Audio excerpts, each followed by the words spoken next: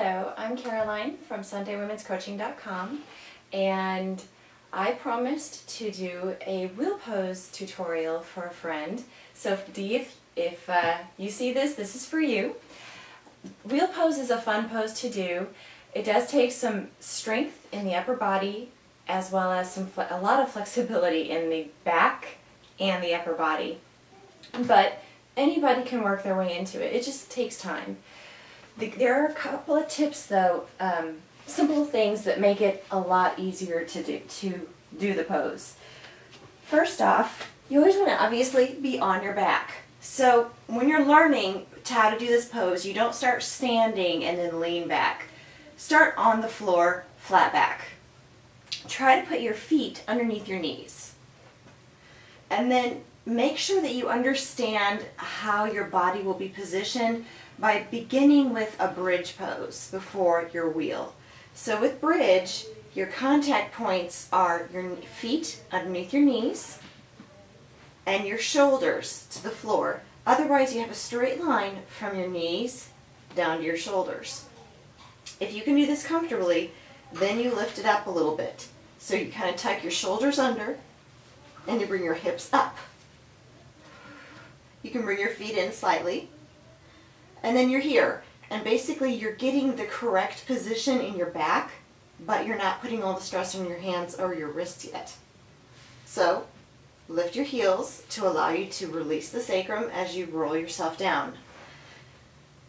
If you were able to do that comfortably, then go to the next step. Take your hands, place them next to your ears. Feet back in the same position as before, underneath your knees, close to your hips. Lift your hips as though you're going into a bridge. And then place your head to the floor, coming up onto the crown, and slowly push yourself up.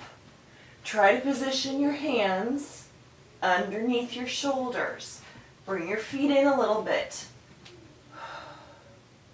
What you're trying to attempt is to get the weight distributed evenly between your upper body and your lower body.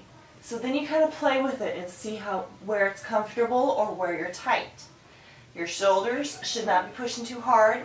There should be no congestion between your neck and your head.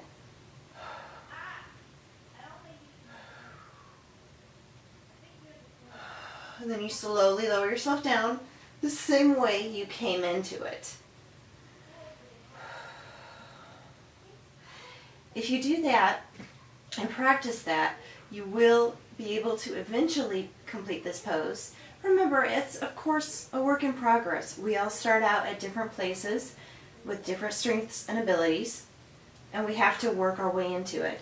Always remember, anytime you're doing an intense back bend like that, you want to make sure that you release your back before you come up to standing.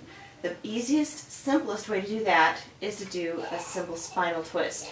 So in this case, I'm going to be doing a advanced beginner position. So I'm going to have my right leg straight, and then my left leg is going to come over.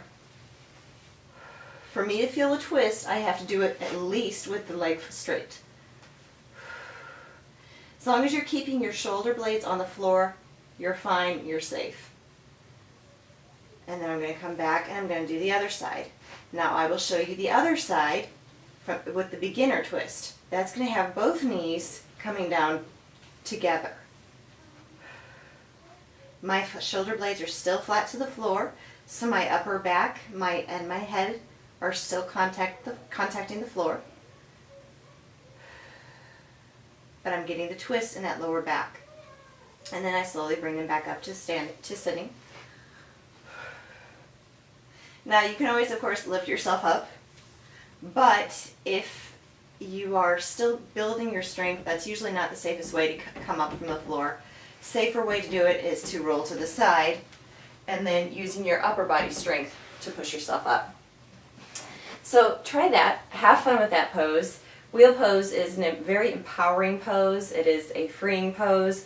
Once you get up there, you think, wow, I can't believe I did this finally. It's one of those things that, you wanted to do when you were a kid, and you do it when you're a child, and then you often lose it as an adult. So get that back. There's no reason why we can't have fun like kids do. So have a great day, and I'll see you next time. Bye-bye.